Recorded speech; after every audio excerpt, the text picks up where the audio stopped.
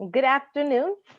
My name is Denise Wint, SCAMP board member and chair of the Strategic and External Affairs Committee. And in my spare time, I am also the director of real estate development with EAH Housing.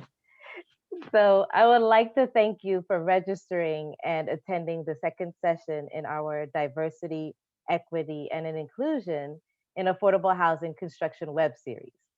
So back in November 2020, we led our first workshop to discuss the role that affordable housing developers play in centering race, equity, and inclusion in the affordable housing development and construction process. Panelists agreed that it is essential that the affordable housing field come together to create more opportunities for Black, Indigenous, and people of color led businesses to access project contracts. SCAMP is proud to support the conversation and convene members on this pressing industry issue. I would like to thank our session partners, LISC Los Angeles and EAH Housing. And I would also like to thank our sponsors, Link Housing and Los Angeles County Development Authority. I am excited about the session today as we get to learn firsthand from developers about what their experience has been in the implementation of diversity, equity, and inclusion policies around the affordable housing construction process and beyond. So our moderator today will be Alex Dawson, who is the Community Development Officer with LISC Los Angeles. She will be substituting for Tanua Thrash Intuk. So Alex, I appreciate you being able to step in for us in leading this discussion. And it's a reminder, this is interactive, so please remember to put your comments in the chat and your questions in the Q&A box. Thank you so much, Denise, and I'm so happy to be here and moderate today's conversation on how to set DEI and J goals in the affordable housing construction process. So as Denise mentioned, today is part 2 in our DEI series, and we'll be talking with local developers that are in the process of implementing DEI policies in their affordable housing development projects and within their organizations. Each organization that we're going to talk with today is at a different stage in their DEI journey, and our panelists will share a bit about their experiences in this pursuit, some initial learnings and tips on leadership, infrastructure, and resources needed to jumpstart this process within your own organization. After the panel, we'll conclude the session with a general Q&A. So as Denise mentioned, feel free to add your questions to either the Q&A or the chat box, and we'll get to those after our initial conversation.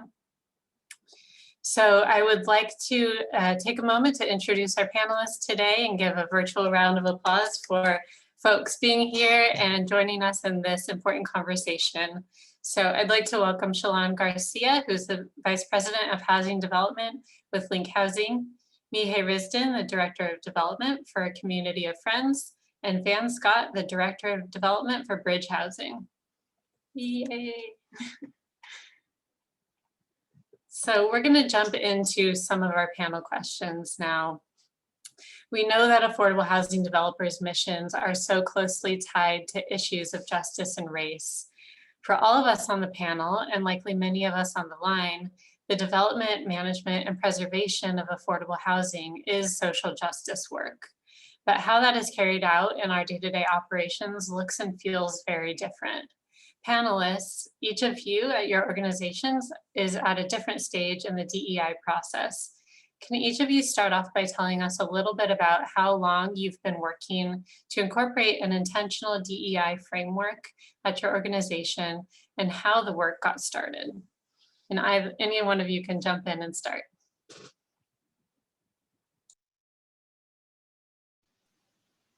Go ahead. Go ahead, Shala. Okay. Yeah, I was going to say the work actually started before my arrival last March with Link. We had a team that actually, our corporate development team had actually been working on diversity, equity, inclusion for several years prior to it becoming what seems to be like a real pressing issue. But what I think where the emphasis came to accelerate our efforts were right around the time of the murder of George Floyd. Our efforts became a little intensified because of the impact that it was having on staff. And so we did three things immediately following the murder of George Floyd. Not because of it, but it prompted a conversation where we couldn't ignore it anymore. And so the conversation was first having an all-staff meeting. And during that all-staff meeting, we gave everyone an opportunity for their voice to be heard, for them to express their emotions, their frustration, personal life experiences, and then what expectations they had, if any, about what they wanted our role to be or how we wanted to be impactful as a result of what was happening in the environment. The second thing we did is because it was a really hard conversation, it was charged full of emotions at every level within the organization. We consulted with, we actually retained a consultant who had expertise, who came in and actually had an initial conversation with staff about racial reckoning and how to enter into or usher in difficult conversations at every level within the organization.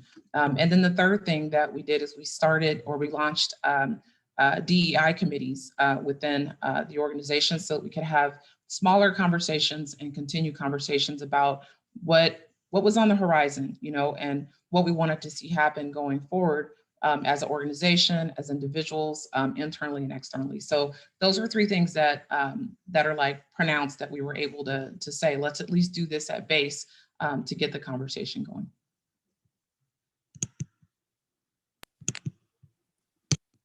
I think like Link, for a community of friends, the conversation started a little while ago. I would say in spring of 2019, and probably a little bit more focused in November. Our board, ACOF's board, had started an 18-month training process that was sponsored by NeighborWorks America. And through that process, the board selected 3 governance principles to work on at the time. And one of them was race, equity, diversion, and inclusion. So kind of leading up to this summer, those conversations had started about, how, where was ACOF on these issues, and, how could we elevate this throughout the organization, incorporate practices and policies that support inclusion. And then the events of the summer and the Black Lives Matter movement really accelerated that process and those conversations. So that in June, the board actually, the full board, it's a subgroup of a board that was going through training, actually had a meeting to discuss race, equity, and inclusion. And out of that, the board decided to focus on 5 different areas, looking at board selection and diversity, tenant experience, better models for interactions between mental health and police, contracting process. I hate to interrupt you, but you're cutting out a little bit. Maybe put the mic a little bit closer. Yeah. So at at that board meeting, the board decided to focus on 5 areas. And they were board selection and diversity, tenant experience, better models for interactions between mental health and police, our contracting practices, and our internal hiring practices. And so the board kind of selected people to head up those efforts within the organization. And I think, it was kind of this, and it reflects that their topics are value of, like, it's not just about what we require people on the outside to do, but we want to get our internal kind of house in order as well, right? It cuts across all levels within the organization and outside the organization. And I guess I wanted to share kind of the, for ACOF, we really do feel like, because our mission is to serve people who are homeless, with mental illness, and we know that the population we serve are stigmatized.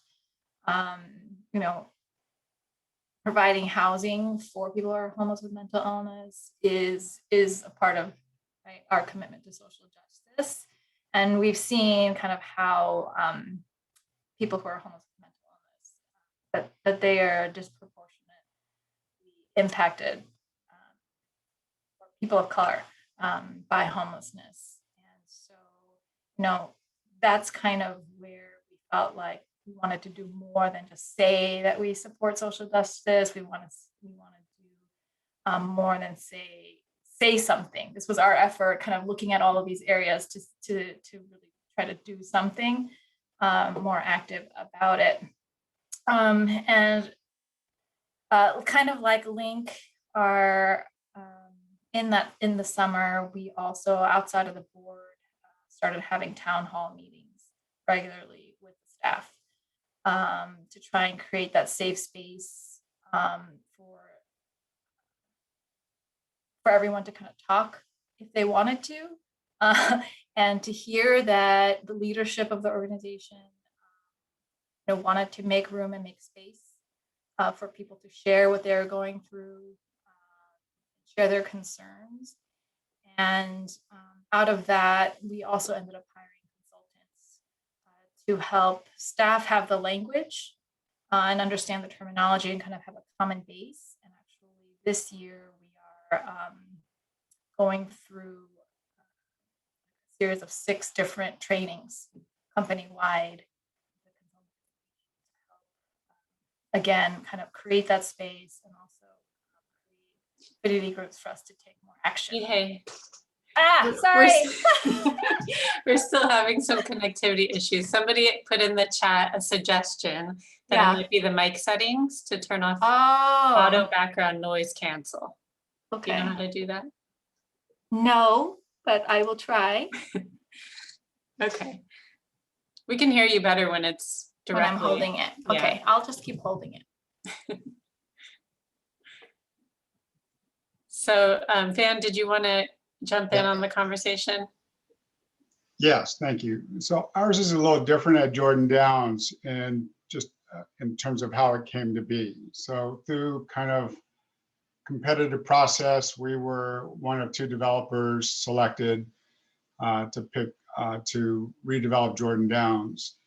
And through some early work involved in the community, just kind of assessing, kind of doing a community assessment, and just other data that was available, it was clear to know that Jordan Downs was at a high level of unemployment compared to the average throughout the city, had issues with quality education, literacy rates, job opportunities, et cetera, et cetera. So part of our agreement with the Housing Authority to get started was to, one, that 30% of all new jobs, we would look at having them set aside for Section 3 workers. So kind of underrepresented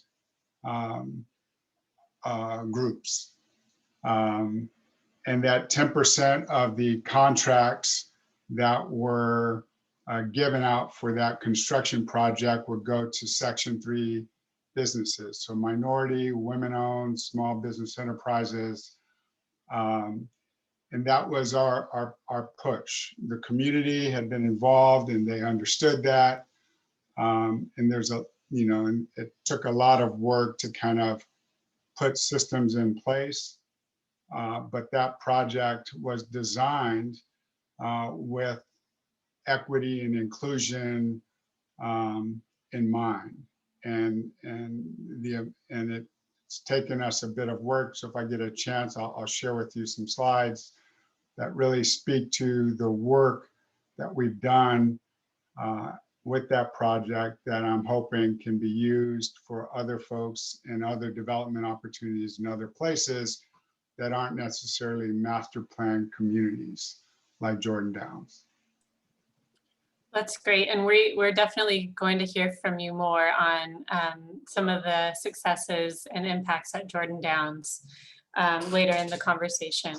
So Mihai and Shalon, you both mentioned that your boards and your executive leadership team jump-started this work or helped to jumpstart this work. how has the DEI lens trickled down to departments, and more specifically, how are you operationalizing that lens into your affordable housing development process? I'll start. It hasn't, it's actually, I'll just say this, and maybe other organizations, other nonprofits or housing agencies can relate. It's been pretty overwhelming because it's a lot of different approaches or information to take in and then operationalize or apply to the work that we do internally and externally. And so I'll just say this, it's touching every department within Link Housing, but two that I could use specifically that are probably the most impactful is our HR department and then the housing development team. So starting with the HR department or our HR team, I would say the most impactful thing we've been able to do is from that consultant that we initially retained, we were able to put together a mandatory training. So for all staff and leadership, everyone is required to participate in the training that we conduct. And I think the good that it's done, or why I think it's important, is that we needed that base understanding or knowledge to start and say, hey, let's become aware and let's discuss what race and equity really means, because you can't really start to implement or create strategies. Well, create strategies and try to implement anything in the way that you work if everybody's not really aligned in their thinking on race and equity and what it means and how important it is. And so the main thing has been the HR team implementing that interactive training. And so we have videos, we have small breakout group discussions. People get to reflect and share how it's impacted them, or what they were able to learn or move forward with based on that the training that we're receiving. And so that's been the most impactful for the HR team. For our development team, which I don't know if this is going to come up later, but the way that we're implementing that, we have several different things that we're exploring, but two that I can share here that won't take up too much time is in our area of procurement and partnerships. And so we're saying, hey, with the resources we have and the influence we have, where can we be impactful to see this change? And so where it's trickled down into the housing development team is in saying that for our contractor bid process, they're required now to address how they're going to incorporate DEI into working at our sites and how they're going to enforce that on our sites. Another thing that we're doing is saying that partnerships, when we're looking at who we want to partner with or collaborate with on our in any of our developments, we're starting to question, instead of being comfortable with just going with but past relationships, who else can we call or invite to the table that doesn't necessarily look like us, or where we've been comfortable using the same relationships? How are we challenging ourselves to cast the net a little bit wider, to invite other people to the table? So that's how it's trickling down into departmental or operationally how we're working. I think we've done kind of similar things as Link. I would say I'll talk specifically about how it's impacted our housing development department. The ACOP has something called the Project Review Committee, and that's the board subcommittee tasked with overseeing the work of the housing department. And so that committee was tasked with developing policies for the full board for adopting specific goals or policies around our procurement as well. And so, we had some really good generative conversations within that committee about, what are our current practices when we select or sign a contract with certain consultants, general contractors, kind of the full gamut of whoever we might hire. I signed a contract with, and they were looking at our housing department because we signed the biggest contracts. And that's where, we felt it would be particularly impactful if we really focused on the contracts that we were signing for our projects. And, we talked about really trying to figure out, is it the dollars? Is it the percentage? Who exactly are we targeting? And through our policy, we also talked a lot about local hiring. And so, I think there's a lot of different goals that we were trying to achieve or hoping to achieve with whatever policy we adopt. But one thing that stood out to me was this concept of, or the importance of creating an opportunity that might not otherwise have been there. For whether it be a laborer or it be, a contractor or a consultant, someone who's kind of outside of the circle right now. Because I think it's very, we are moving very fast. There's a lot of needs. It's very easy, whether it's us, the developer or the contractor, to keep going back to the same people we already have relationships with. And so, trying to make room and be more intentional, what would we have to do? And, we have someone on our board who actually works for a contractor, and they actually help develop policies for their own company around DEI. And one of the things they said was, before you set a target, you really should understand where you are.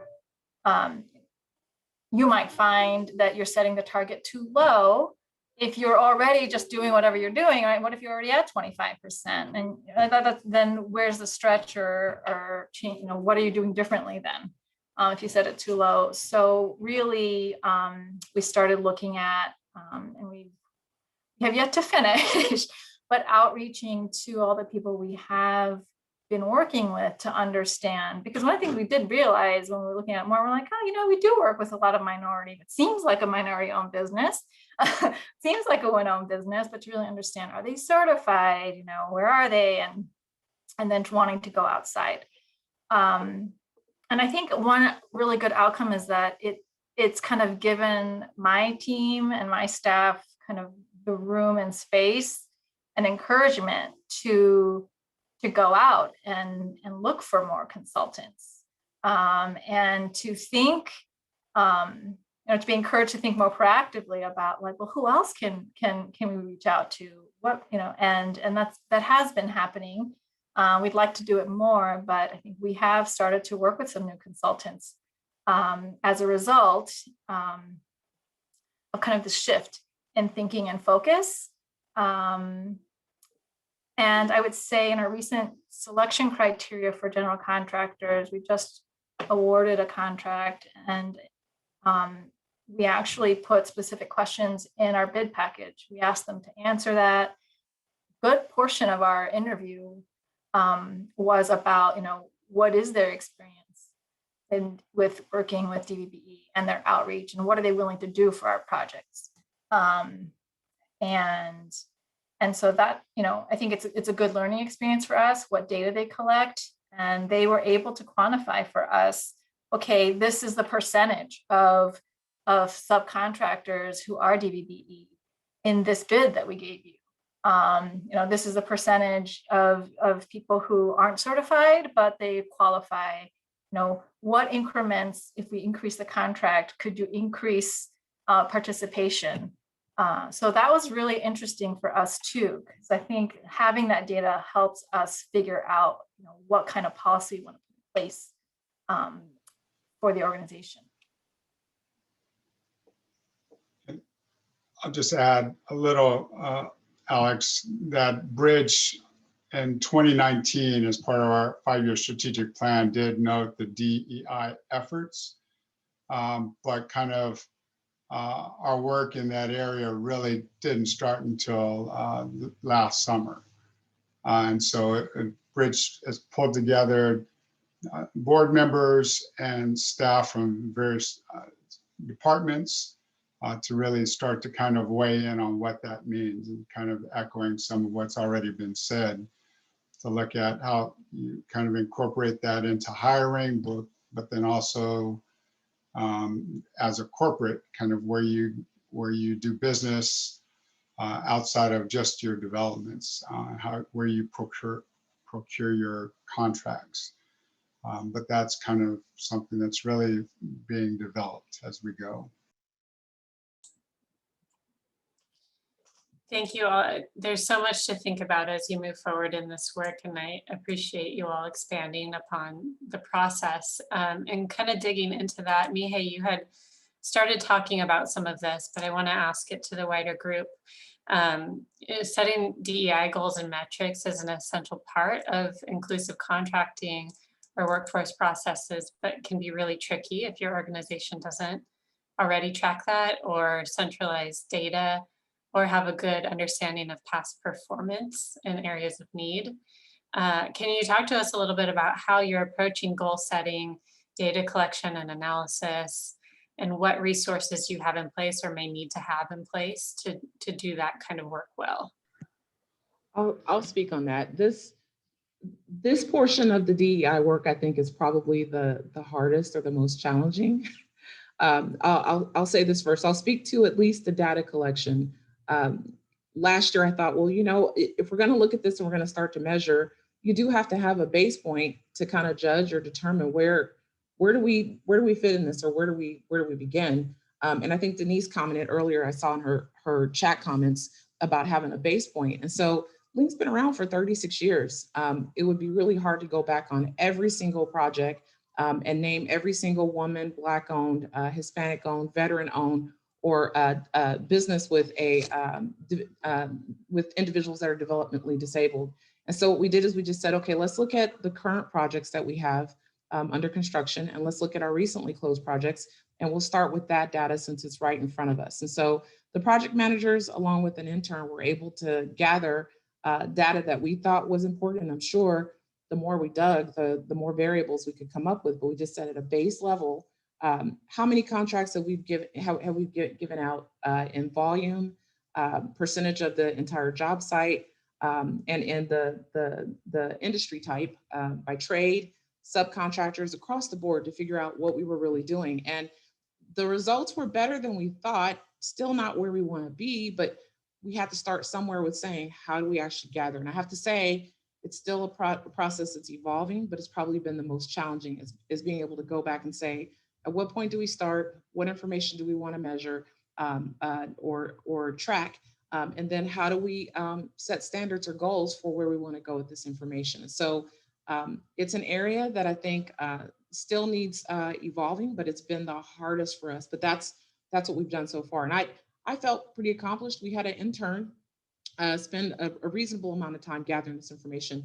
But when we got the results, I felt good to know that we were at least making some type of impact, and that the numbers didn't come back as, like, I thought, are we not working with anyone? And when I got the results back, I thought, oh my gosh, this is pretty good news. But still not where we want to be, but something to give us a base to say, we need to do more, we need to do better.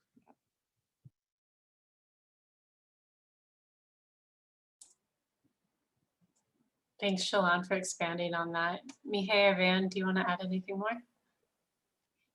I kind of shared what we were doing, but I did want to share about some of the challenges. I mean, I think the data collection it does take a lot of time and a lot of effort, and I think we're still kind of in the middle of that. But I think generally it feels a little like we're building the ship while we're trying to sail.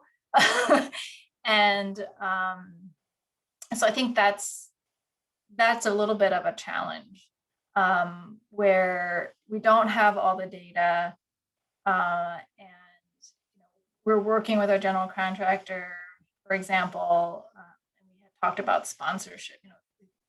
They've done that before. Maybe they could do a sponsorship of a minority owned, very small business, and help them kind of get their feet wet in our industry. Sorry, and then they too are like, well, we have the traditional things that we've been outreaching, but how do we find, they're also like, how do we find people who are interested in this type of opportunity?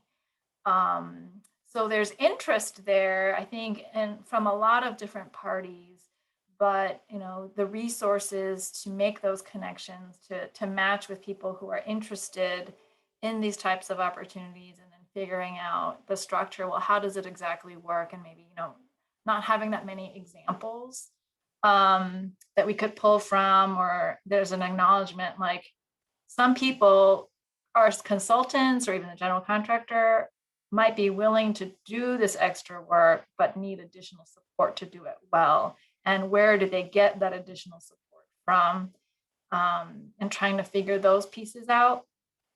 And I think the last thing I would say is we want to be more intentional about who we're contracting with, and it's going to take us a bit of time to expand our network of who we work with.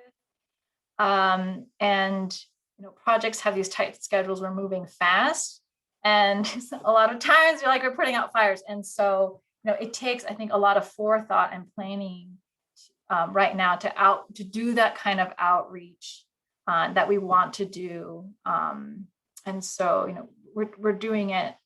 I'm hoping, right, like maybe a year from now, when we finished, but done more outreach, we would have a larger pool that we know about and are connected to make it easier to work with DVBEs or local businesses, or to hire locally jobs. Well, I'll just add that the data collection is key, and kind of sharing data and information with others, I think is going to be critical in terms of the overall success that we all have in this regard. And different partnerships. I mean, there are different networks. You've got the Young Black Contractors Association, you've got Second Call, which trains ex-offenders. You've got programs out there that can be of assistance to us. We just have to kind of include that in our work in communities where we work to get buy-in and community support in our developments. We have to do the same thing as it relates to diversifying our workforce. And so at Jordan, we do lots of data collection because you've got to verify that people are working in the community that you believe you're hiring them from, and that the businesses do qualify as a disadvantaged small business, minority business. You've got to do the work to help them. And it's our responsibility if if we are working on a project in LA and we hire a general contractor who's from Orange County or Riverside or Ventura, I think it's our responsibility to kind of help them through that process. Otherwise, they're going to tell us they did their best effort, they tried, and they couldn't find a Black or minority electrician or framer or carpenter. They're just going to say they're not out there. But we've got to collect data, we've got to share data, we've got to share networks in order to kind of help that process work. Because they are out there. I can tell you through our work at Jordan Downs, we are finding minority contractors, subcontractors. There are people in Watts and Jordan Downs who want to work, but it does take a bit more work to kind of help them along the way. And that you've got the data aspect of what we do. And again, I'll share, Jordan is different because we can make mistakes. We've got another phase where we can make adjustments and see that they work. And we'll have another phase to see that we keep and continue to improve. But even if we're not at Jordan, if I'm at Vermont, Manchester, or Boyle Heights, where we got other projects that will have local hire components, we've got to kind of work on identifying those other partners that can kind of help us identify subcontractors, a local workforce for if a framer needs more employees for this job, to kind of help them identify them and kind of prepare so those workers are ready to go. And there are programs out there, and it's not that difficult. It is more than what we're used to doing, but it's just kind of, our work has to be about more than just housing. The housing is needed, but there are folks out there who want to work, need access to opportunities, and there are other subcontractors who just want a chance to at least be at the table to bid on a project, and not told after the fact, and told that you couldn't find them when they were right around the corner. Thanks, Van. You all have highlighted some challenges that you've faced in this work. This work is hard. Conversations about race equity and economic opportunity can be difficult at any organization. Are there other challenges that you'd want to highlight for the attendees today? Anything that you're still grappling with as you work through this process? I can comment on that, but I did want to thank Van for his comments, because the word best efforts is something that I'm hoping we can do away with as an industry. I have a background as a general contractor. I remember myself going after large public works projects, and Black contractors are out there. We have to I think it really starts with what Van was saying earlier. We have to get intentional about doing the work and going out to seek the people that we want to work with, which is going to lead into me answering your question, Alex, about the challenges. I'd say, if I had to divide it up into two parts, I'd say that the challenges can be part people and part process. On the people side, I would say it's the first, just getting people to acknowledge that race and equity is a thing. Everybody, just because we're all here in this forum having the conversation, doesn't mean that everybody universally agrees that it's even a thing. So I think until we get past like the base conversation of saying that equity is important in the communities that we're serving, it'll be hard to build anything else if you can't get in agreement with just that acknowledgement. And so I would say also the conversations and understanding that everybody's at a different stage with their understanding of racial reckoning. People have different lived experiences. They have different expectations. Some people may not even acknowledge that it's a thing. And so I think the challenge is just in getting into alignment or an agreement that there is a challenge or a problem with race and equity in our industry. The other part is of that is having the conversations. And it might be sensitive even for this environment, but being African-American and working with all different types of people in the workplace, being okay to say that there are some Black people in the workplace that may feel like, don't come to me as a representative Black person to answer your questions. You need to go and do the research. You might get that response, or you might get a response where I know it's a sensitive topic and people don't have folks that look like me that they can go to. So I'm open and sensitive to say, I'm ushering in or inviting you to have a safe conversation with me, and vice versa. Understanding that there are people that don't look like me, they're angry and tired of talking about it. And so that's the other challenge, is just creating a safe space to have those difficult conversations without judgment or retaliation, that people are gonna look at you a certain way because you either are ignorant about the subject, you are insensitive about the subject, or more emotional than most people about the subject. And so those are the challenges, I think, on the people side. And on the and being comfortable, like, why do I have to change if it doesn't impact me personally? Some people still are in that space. And so I would say those are the challenges with implementing DEI, is just first getting us all on one accord. It's a hard place to get to, internally and externally. On the processes part, I'll just give one example. It was with our bid process when, I said, hey, I don't care what we do. Our very next, deal that goes out, I want us to implement some type of DEI process in our bid process with our GCs. And one of the concerns we had, which was a real concern, and from one of our project managers, is very bright. He said, well, I kind of want to have them break it out, because I feel like if we start telling all of our vendors or our general contractors that they have to incorporate DEI, I feel like they're going to end up raising the development costs to accommodate for having to do the extra work. And we didn't know what that was going to look like. And so I would say for challenges, that was something that did come up that I just wanted to share with the group as something that we should all be looking out for, or discussing in our circles. And I think that's enough. I'll let somebody else talk, but I wanted to at least share that. Thanks, Shalon. You brought up some really important points for us all to consider. Mihai, were you going to add?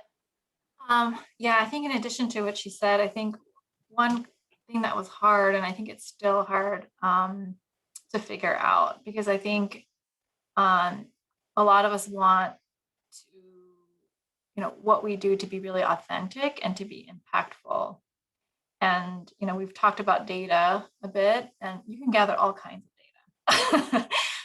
What is the right data to know that you are actually outreaching to the right people, like who we want to reach out to? And I think how we ask the question is important, because, and I'll give one example. I shared that we asked our contractors to give us back some numbers, the data on who they were including in our bid, and they had some numbers. And then we actually saw one person, they gave us the names of the subcontractors. And, I thought, man, that subcontractor is on every job. They are a minority business, but including them on this project isn't necessarily advancing our goal of inclusion, in the sense that it's not creating an opportunity for someone to come into our industry that has been left out. So you could have a high participation percentage, but you're not necessarily making that impact. And I think what we're looking for is that impact to really be making a difference. And you can go down all kinds of rabbit holes, right? Because we've had conversations around like, well, how do we know that this person who's qualifying them to be a minority-owned business is really getting the economic benefit, right? Like, so anyway, I think these are hard things to figure out. It's not as simple as well, are they certified? And great, now there's a good number. I think we want something deeper than that, and where the right place is, and what the right data to collect is, and how to communicate that to the people we're working with in terms of our general contractor and our consultants, and wanting them to carry that forward, and who they are hiring to, or who they're training up. I think it's going to be really important, but we have to be able to communicate that expectation really well, and be clear, and that's tricky. I'll add, on the general contractor side, it's really hiring a general contractor that believes in inclusion and diversity in terms of the work that they're involved in. And if they've got staff on board who deal with Section 3, it's clear that they know something about kind of the things that they're going to be looking for kind of a diverse workforce. And we've done that now we're into our second phase at Jordan with both contractors. And on the subcontractor side, yeah, you do have some subs that are used over and over again, and some you don't want to use again. And that's across the board. That's not just, that's in general. But having subcontractors who also are embrace kind of training folks in their field, and understanding that, with the right mentoring and direction, that folks can develop a career in construction. So some of the local folks at Jordan who've been hired have gotten into apprentice programs with various unions.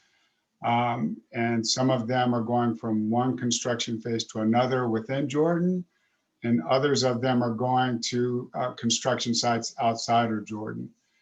And then there are others who are laborers in the first phase and are looking at opportunities on how they can look at moving up into kind of getting into an apprentice program so that they can look at a career in construction. And that requires a push from us. Your general contractors, you're hiring them, and part of your agreement with them is got to be that they have to have a certain percentage of their contracts to minority and disadvantaged subcontractors. You've got to have a local hire component. If you get the PLAs are kind of on our radar. Some of you, I'm sure, have already done PLAs. Those are already telling you and dictating to you what's supposed to be done. And if you aren't actively involved in kind of making sure your general contractor is doing that, then your general contractor is going to come back and say, hey, I tried, I just couldn't do it. And we've got to all say that that is not okay. We have to hold our general contractors up to a higher standard outside of the standard that we need for construction. And because we do have more than qualified minority subcontractors out there that should be on our jobs. And we have to hold ourselves up to that, a standard that we hold them up to, and push. But push in a way we provide resources for them so that they can say, hey, I know construction, I don't know South LA, I don't know Watts, but that's fine. We've got these systems in place, we can help you. I mean, obviously we're not gonna have them take the highest bid. We want them to have the best bid, and best isn't always cheapest, but the best bid that's going to ensure that our project gets done to the quality that we want it done. And we've got those types of minority contractors out there. We just have to continue gathering the data, sharing the data with each other, and making sure these subcontractors are at the table when these projects go out to bid. Thanks, Van. And I want to stick with you and talk a little bit more about Jordan Downs. You've kind of trickled into the next set of questions. So as you've been talking about, Bridge has seen some great successes in terms of local hire and local spending at the redevelopment of Jordan Downs. Can you tell us a little bit more about the ingredients for success? And I think you have some slides to share with folks too, right? Yes, I do. Give me Great. just a second here.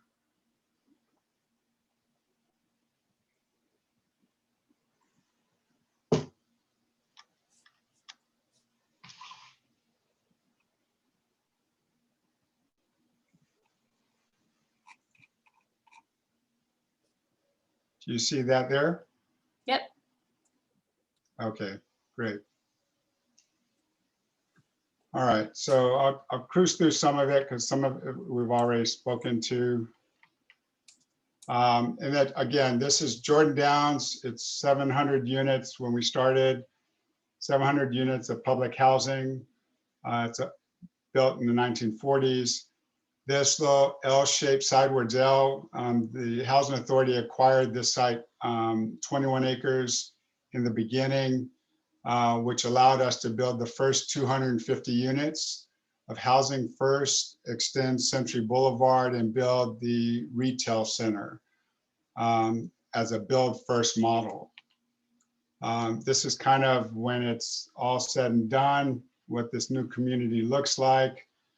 And so again, we have opportunities to try our local hire effort, make improvements to it, and try it again, because when all is said and done between Bridge and our partner, the Michaels organization, we're going to have about 14 phases of rental housing development and 4 phases of home ownership. So we've got ample opportunity to make the program better, but not just better for Watts, better for all of us, no matter where we are, just based on the partnerships that are there.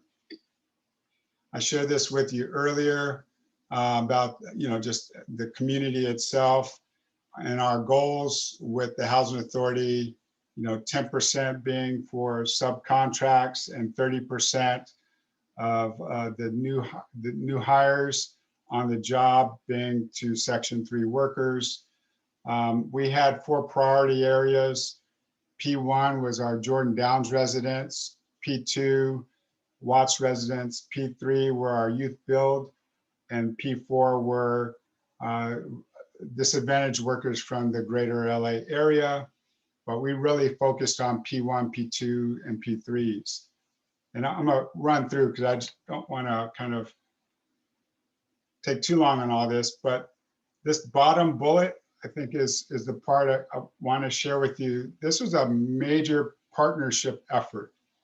So we had the Watts LA Work Source Center, Career Expansion, which is a job training program, Yo Watts, which is a youth program, WOCAC, a local well-known nonprofit, the Housing Authority, CRCD, another nonprofit, who also had a Work Source Center, the general contractors on our first 2 phases, and now, in each additional phase, EWDD through the city of LA, which kind of oversees the Work Source Centers, El Nido Family Centers, which is our social service provider, Build Plus, which is our post-employment partner. So just think that folks who've been underemployed and unemployed for a lot of years, it's not just getting them employed, you have to keep them employed. And we learned that keeping them employed requires an extra step as well. CD15, Bureau of Contract Administration, Ian from BCA provided lots of insight in terms of the unions, how the unions function, how we can kind of push them to kind of help us a little bit more. The mayor's office and several other workforce development organizations.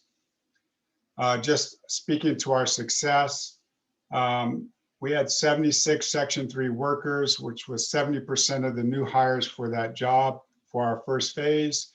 Our goal was 30%, as I shared earlier. So we far exceeded that because of that part, all of those partners working together.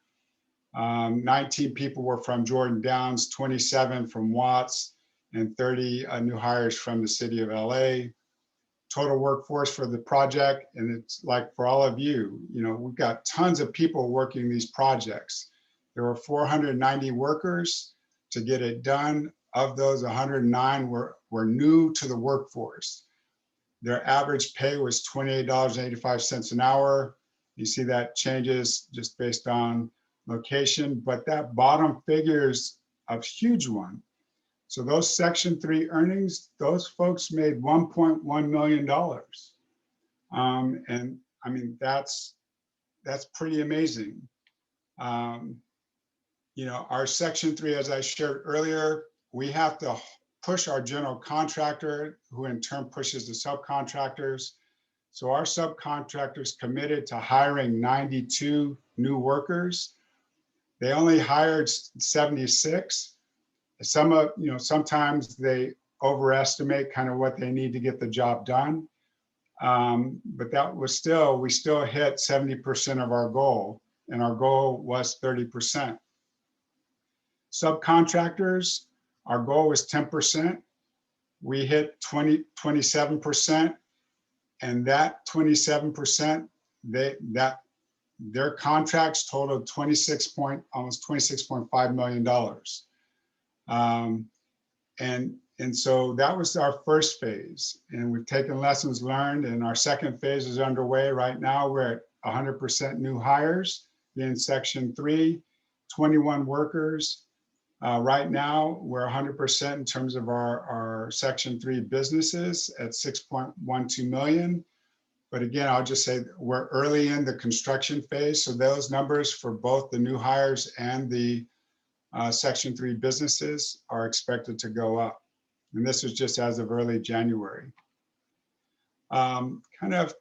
This is kind of a part that I think it's just really being clear, and all of us being clear from the beginning, a clear mission on what we want. And, we're talking about, equity and inclusion, being clear in terms of what that means, in terms of hiring, in terms of jobs, not only individual jobs, but businesses that are working our jobs. And just being clear, in terms of the role of all the partners involved, the iterative nature of that process, and just having common goals that we all work from. And getting partners that are as committed as you are to making this happen. And then also understanding it's not just, we're not in the referral business. We want people to be placed in jobs. We want to keep them in jobs and provide them the support that they need to succeed with their employer and in place of employment. And we need buy-in from everybody involved.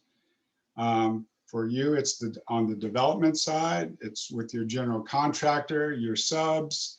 In this case, we have the Housing Authority as a partner and the worksource centers. But the worksource centers, they're all over the city.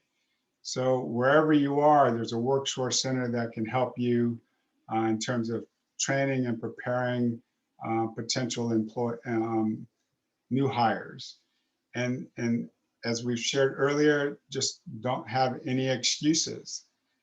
Kind of keep everybody's foot to the fire. We can't just say, I tried, I put forth my best effort, and that's all I can do. And I'll leave you with one thought. I'm not sure how many people are on this call right now, but let's just assume there are 50 nonprofits. If there are 50 nonprofits and we all have one project that, say, it has a hard construction cost of $50 million, that's $2.5 billion.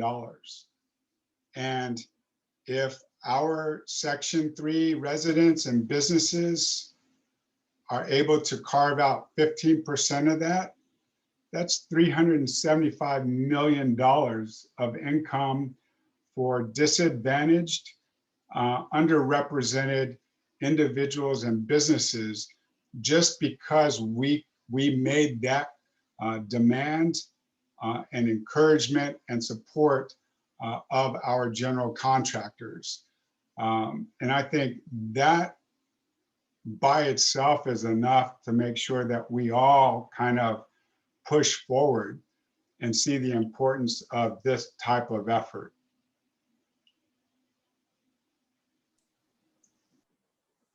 Thank you so much, Van, for that deep dive. It's really great to see the impact that you're making at Jordan Downs, both in the first phase and then the impact that you're going to be able to make over time by improving processes and using those lessons learned and applying them to the next phases. It's very exciting. And thanks for sharing the numbers too, because when you put it in those terms on the impact that we can make as an industry, it's very powerful. So before we move into the Q&A, I wanted to ask one last question of the panelists. Let's hear about your dreams for this work at your organization. At the end of 2021, what do you want to see your organization accomplish in this space? And what kind of support from the larger affordable housing development community would you like to see to accomplish those goals? I can go first. And I was going to thank Van for his presentation. That was awesome. I love the work that you guys are doing there. And it gives everybody here kind of a call to action or an example to follow. So thank you for sharing that. I would say my big, hairy, audacious goal for race and equity would be that Link would be able to create equity in communities of color. We do affordable housing, rental housing, but it would be nice to see us get to the other side of that and create opportunities for people to have equity in the homes that we're actually building. Don't know what that will look like, but that's a major dream or goal that I'd like to see happen. The other part, I think, as an industry is that Van kind of quoted the numbers before with all the affordable housing developers or developers in general. If we took a project from each of us and looked at the amount of purchasing power we have between all of the folks represented, I feel like we have responsibility or accountability for what we're stewarding. We have great resources. And so instead of it just being housing, and units, we go beyond that to say we're going to change economic mobility for the communities we serve. And that's either with job creation, it's with ownership, with equity. I think we use our voice as an industry, our power and our influence to start to change either policy or what we're putting out and creating beyond the housing that we do.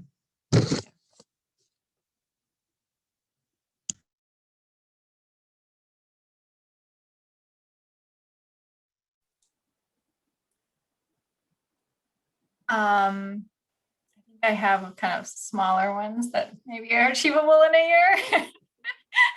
And then maybe a big one, a bigger vision one.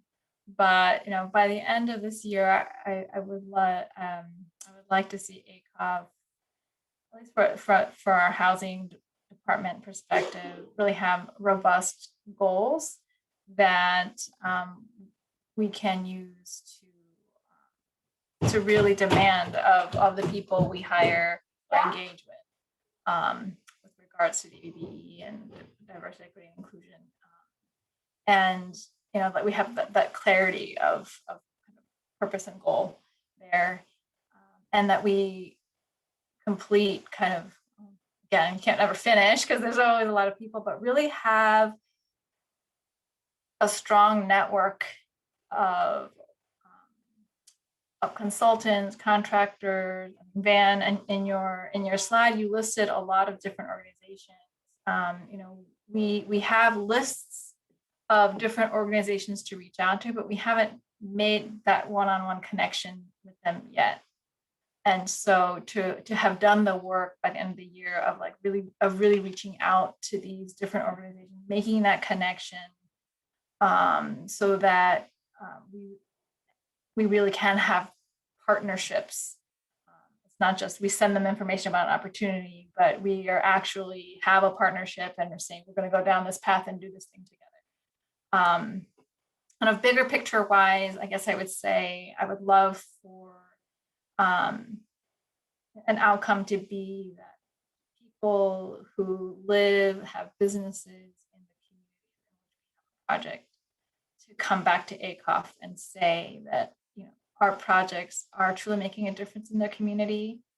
I think often we have thought of it, or as developers, we think of it as from a physical standpoint, right? We've improved physically the space in which our building exists, our properties exist, but to say that our projects have had an economic impact, that it has created jobs and career paths and opportunity for people in their community who did not have that before.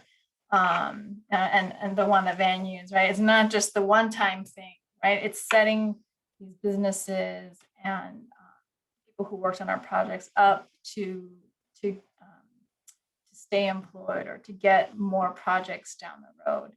I'd love to hear that coming back from people. I'll just add that kind of at the corporate level, I looked at Bridge kind of implementing policies, processes that we've been kind of gathering data for, but put them in motion at the corporate level.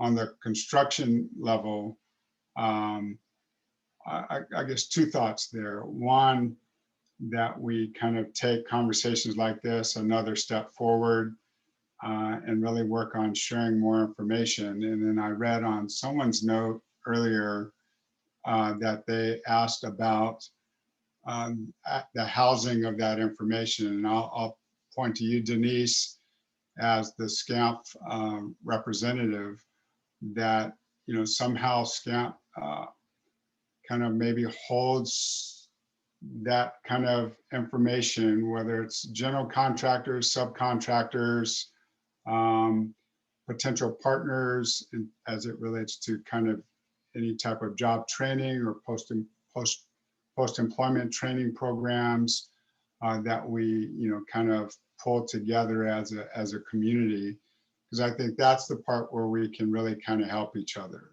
I think as like Mian said, we have a lot of partners in Watts, but some of those partners are larger than Watts. Some of them are very specific to Watts. And I know with all of you that you've got that same, different parts of the city, different parts of the state where folks branch out to. And somehow we have to be able to share that information, and share contractors, subcontractors who get it. And really kind of by encouraging them to bid on other projects, and maybe their peers will see kind of why we support them, and get other folks to kind of up their game as well.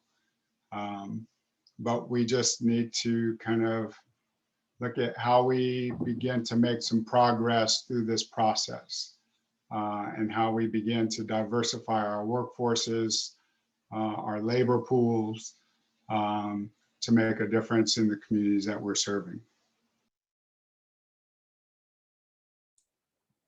Thank you, Van, and thank you to all of our panelists for your insight today. We want to get to some questions. I've seen quite a few pop up. Denise, I know that you've been tracking them. I was also thinking while we start with the questions, we can put up the poll.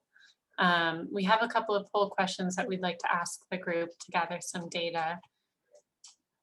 And here they are.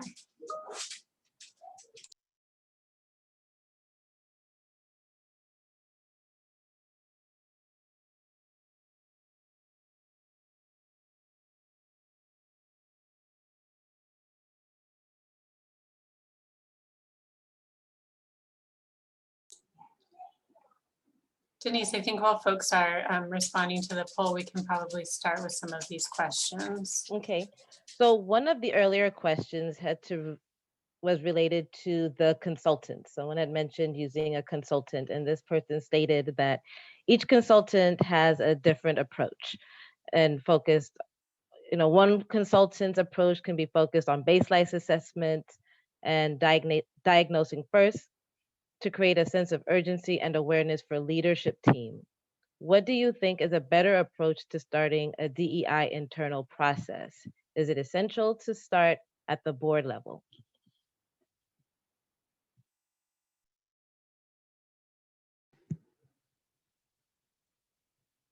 Well, I'm going to go for it. I would say it probably, I'm the kind of person where I'd rather just do something and get in trouble later, but I don't know if you guys should follow that in your own organization. But I think it's important to start at I'm saying what should happen, but you have to take this back and filter it and do what you need to do with it. But I think you need to have the buy-in of the board, because if you get your staff engaged and they get excited about the company's policy, not policy, but process and setting policy or change for the organization. And then when it comes time to implement, if you have to take that to your board and your board is not all the way bought in, it could cause a little bit of angst for your staff. And so I would say probably to go to your board, but me personally, I probably would cheat and do something different. I can't believe I just said that on a call, but that's my advice, is that you probably should go to your board to get buy-in first, before you get your staff engaged and excited about the process. That's my canned answer. I don't know if you have to go to the board first. It does seem important to have board buy-in. I would say I think it was impactful for a community friend staff to know that there was board buy-in, that the board was fully behind it, because I think it puts people in a different space to know, wow, this truly is a value of where I work, and it's throughout. And I would say, some of the trainings, DEI trainings that we've had, board members have opted to participate in those too. And that sends a really important signal that people pick up on. And I think absence of that also sends a different signal. It's important. I would add, it just depends. For Jordan Downs, it was part of our agreement with the Housing Authority to have inclusion and diversity. But, you know, kind of looking at, beginning to look at bridge work across the board. I mean, we work in 3 states, so looking at our activities in other places, I think it requires kind of that higher levels commitment to DEI across the board. So yeah, yes, we can do it at one site, but if we want to make a difference, it needs to be across the board, and your board has to buy in, and your CEO and others at your upper levels need to kind of embrace it as well and push for it across the board. Because, you know, I talked about the 50 of us with $50 million hard costs. You know, when all of you guys are doing more than one project. So when you start factoring all that in, the amount of money that we as a community of developers are working through, it's a ton of money. And it's, you know, again, we need boards to understand the need for diversity across the board and inclusion across the board. I wanted to share the results real quick of the first poll question. So where are you in your DEI policy implementation? And it looks like almost half of the folks that responded to the poll are in the stage of implementing policies with staff. So that's encouraging to see such a high number kind of already relatively far along in this journey. Denise, what other questions do we have? So some other questions are, well, where's the list? How can I find out who is out there, who is compiling this list? And so I think in the chat, Lisk had mentioned there's the ascendla.org for a pipeline of diverse contractors. And also SCAMP is working on putting a resource guide or a directory together for the contractors and subcontractors that we work with.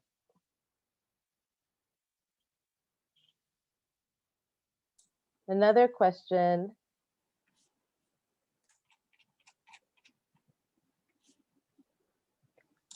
Outside of the real estate development side, it's related to property management and resident services. And the question is, are your DEI efforts also applied to the property management side and resident services you serve? The second question is, has this greater focus on DEI created any new opportunities to achieve racial equity, generational wealth for your tenants?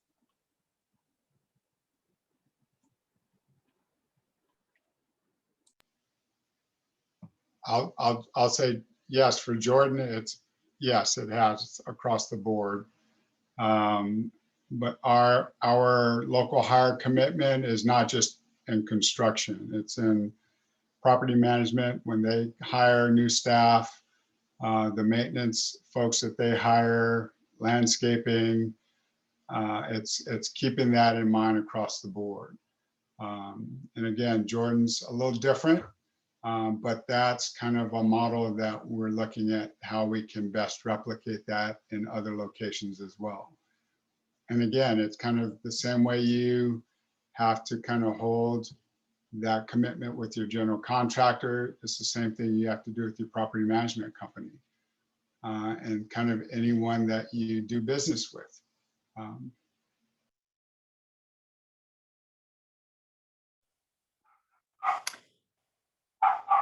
I would share that our goal is to on the procurement part to have that these goals go throughout. So not just the housing development team, but other kinds of procurement that ACOP does, even if for our central office, anything we might hire there, or and I think another part that we do that I think we're looking at we've been looking at and analyzing too is, you know, what are the demographics of our staff in the different departments, you know, across the organization, reflective of the communities in which we work, of the population. And so I think that's another way that we are looking at DEI as well. I can't say that we haven't done a full implementation, so I can't say that. Oh, the sound is still off. But it's created different opportunities for tenants yet, but we'll be looking at that too. And I was going to say, not as much as what Van or Mihai shared. What we did do is we do have a committee that is addressing property management and our ICMS services and how we actually roll that out from the DEI lens. It's still evolving, and I'm not as involved with that development as I am with other parts within Link.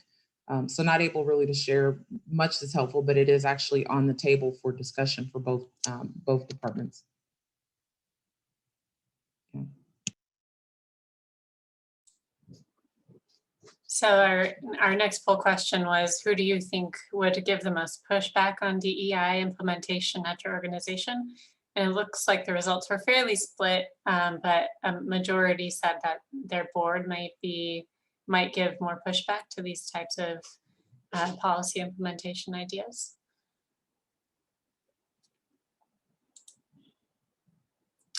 Denise, do we have any other questions? That I know there's a lot of overlap with some of them. Yes, there are a couple that came in regarding Prop 209 and advancing racial equity in the procurement process. And so, and another question had to do with incentivizing people to become certified. And so what are the workarounds, or what could people do to become certified? I wanted to comment on that. When I saw that comment earlier, Van pretty much gave a really good outline of what the strategy or the plan should look like. But I did want to comment and say that the whole purpose or intent of talking about DEI from my point of view is not to say, and I've had this talk with our HR and with some of my colleagues internally at Link, it's not to say that we're intentionally going out to say that we want to hire people because they are, you know, fill in the blank, they're Black, they're female, or they're disadvantaged. We're saying we want to open up the pool with where we normally go, or cast a wider net. And an example would be, so when I say equity, it's just saying creating opportunity to include more people at the table and not excluding people. So an example would be, you know, if we're going to hire, if we're used to putting love scamp, been following scamp since my HTD days, but if we're going to put a job posting out, natural instinct may be to search in the scam circles to say, hey, there's an opening coming up. Let's check in our regular group of colleagues. Where instead equity is saying, or inclusion is saying, let's post it at HBCU and find out with all the HBCUs across the nation if there are people that are looking for a position in this industry, where we normally haven't done that. So equity is just saying we're casting the net to include larger or a wider body or audience to know about the opportunity. Not saying I'm going to go out and find people who look like me intentionally. And I'm sure when Van was giving the example of the contractors, oh, I see you, Ms. Davison, K looks like. When Van was giving the example of working with the subs and their intentional efforts to go out and create these opportunities, one of the things I heard as a general contractor, and I appreciate him sharing this, is first of all, we can't find any contractors that are underrepresented, you know, African-American or female. And then if we do find them, they're not qualified and they don't have the capacity to do the work. Absolutely not true. We have to make the decision and make the effort and go out and do the work. And so it's the same thing.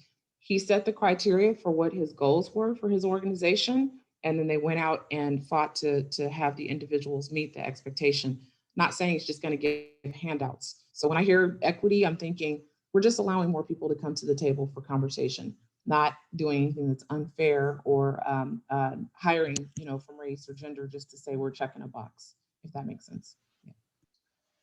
And I'll add there too, Sheldon, that when we first met the Young Black Contractors Association, they weren't asking for a handout. They just wanted an opportunity to bid and let their work speak for itself, and they know that, hey, you'll get some bids, you'll lose, you won't get others.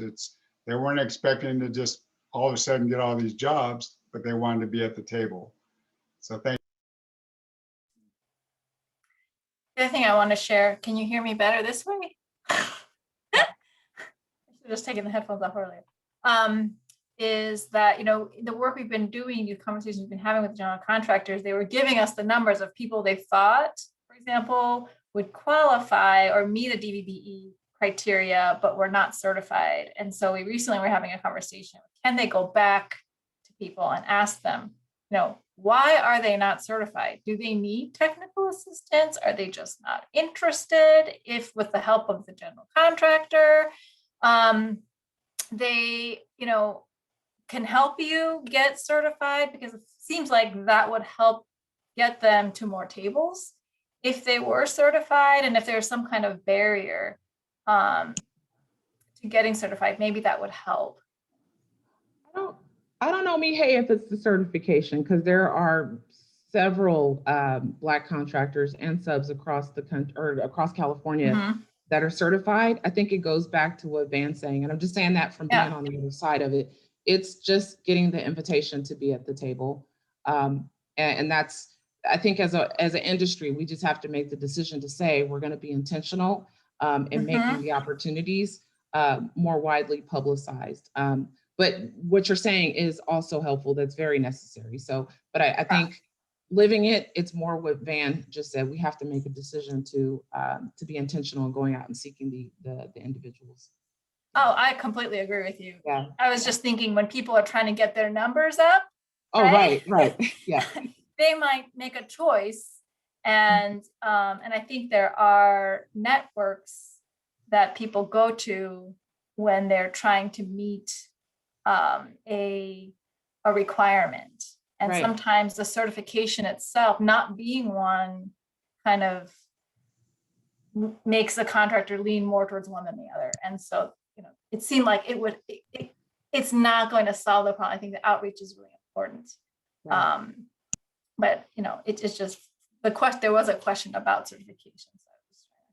So I was saying that might be we should find out what the barriers are.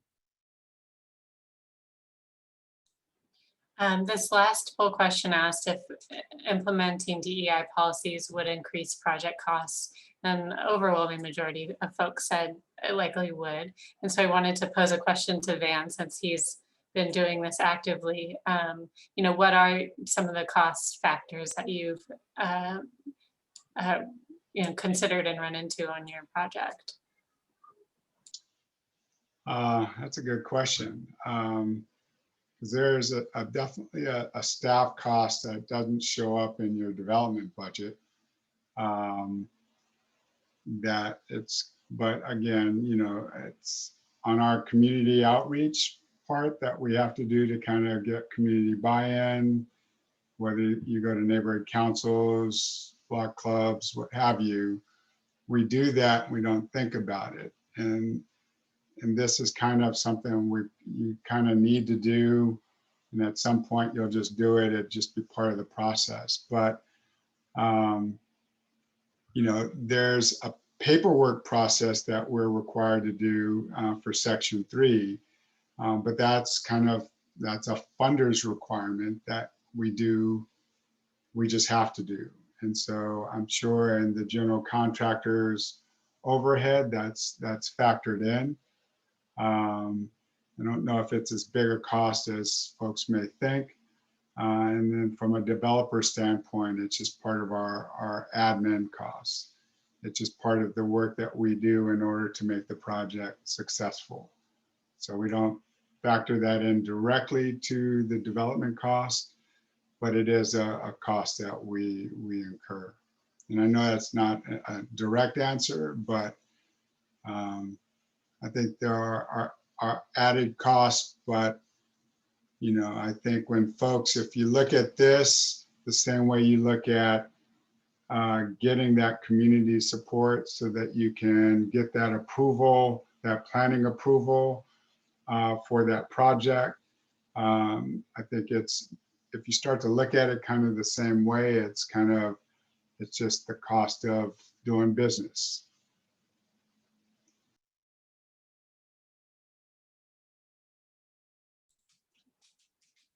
Thanks, Van.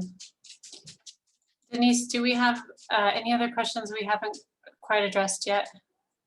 No, I think some of the other questions would help lead the next conversation as we are about to wrap up. Well, great. So I want to thank everybody for joining us today. This was a great conversation, and I hope everyone joins us again for the next one. Look out for emails from us and from SCAMP to find the dates for the next conversation. Anything else anyone wants to add? I want to thank our panelists, Mihai, Shalon, and Van for joining, Denise for helping to organize, and of course, Jeanette and the SCAMP team for helping to organize this conversation today.